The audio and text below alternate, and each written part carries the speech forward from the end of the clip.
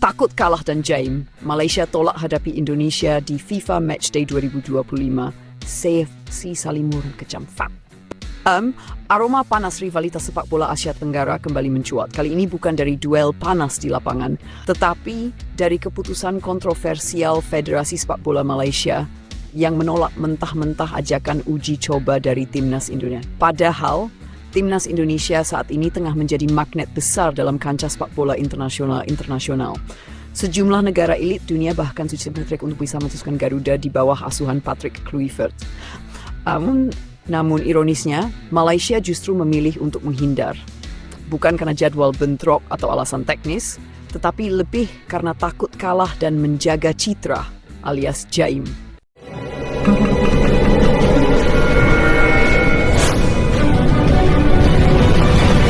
Kabar penolakan ini sontak mengundang gelombang kritik besar dari publik Malaysia sendiri.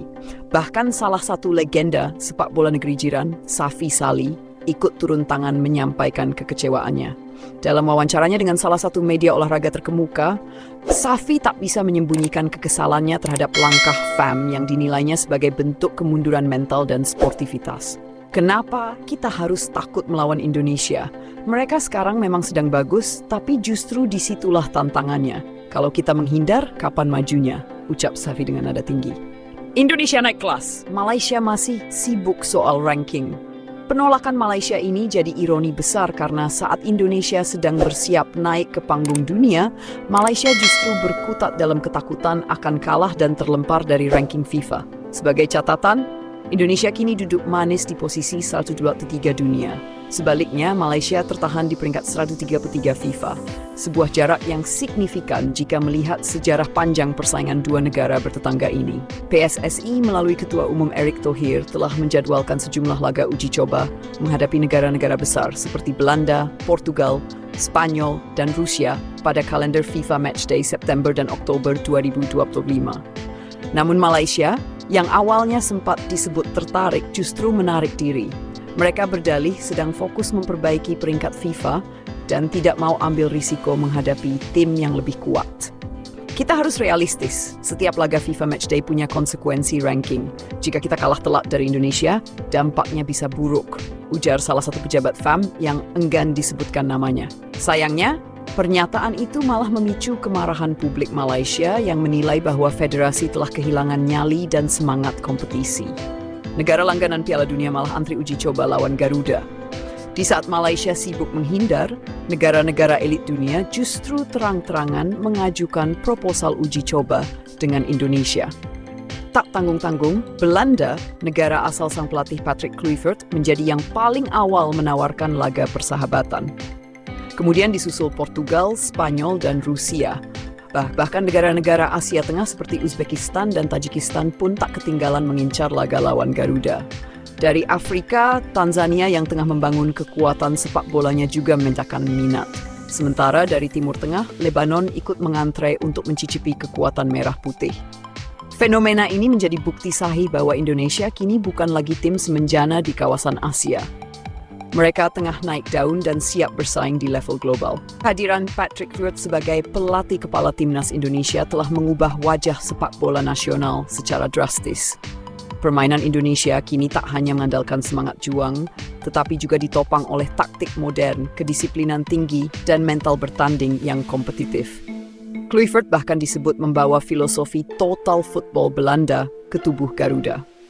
Hasilnya pun mulai terlihat. Kemenangan atas Vietnam, hasil imbang melawan Irak, dan permainan konsisten di kualifikasi Piala Dunia.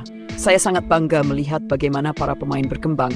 Kami bukan hanya tim Asia Tenggara, kami sedang menuju level Asia dan dunia, kata Kluivert dalam konferensi pers terakhir.